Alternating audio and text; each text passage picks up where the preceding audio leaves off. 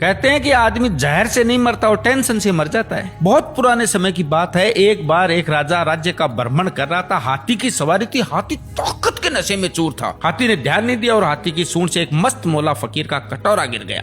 फकीर को बड़ा गुस्सा आया। उसने कहा रुक मैं बताता हूँ, और हाथी का पूंछ पकड़ लिया।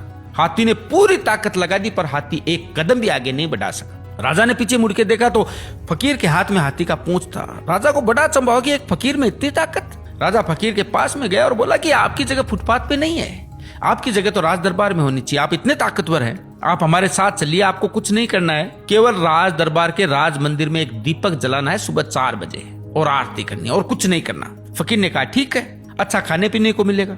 थोड़े दिन बीते कि एक दूसरे राज्य का राजा से मिलने आया। राजा ने रोब जमाने के लिए बोल दिया कि हमारे राज्य की सेना और प्रजा की तो बहुत दूर की बात है, हमारे राज्य के तो फकीर भी इतने ताकतवर हैं कि एक बार तो हाथी को पकड़ ले तो हाथी भी एक कदम नहीं बढ़ा सकता। राजा ने कहा भाई हमें तो दिखाओ तब माने। राजा ने कहा ठीक है। राजा ने फकीर को बुलाया और कहा बात का सवाल है, ध्यान रखना, आज अपनी ताकत दिखाओ। फकीर ने कहा ठीक है, हाथी को बुलाओ।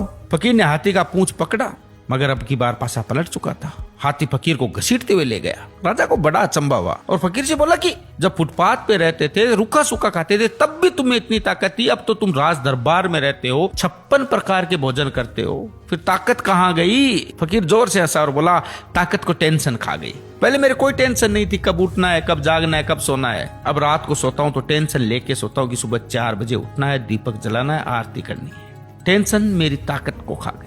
यही हालत आज के समय की है। हम सोते हैं तो हजारों टेंशन लेके सोते हैं जो हजारों बीमारियों को न्योता देती है, जबकि हमें पता है कि टेंशन करने से कुछ नहीं होगा, वही होगा जो भगवान को मंजूर होगा। फिर टेंशन करने का क्या फायदा? आनंद से जिए, मजे करें। जय सिया राम।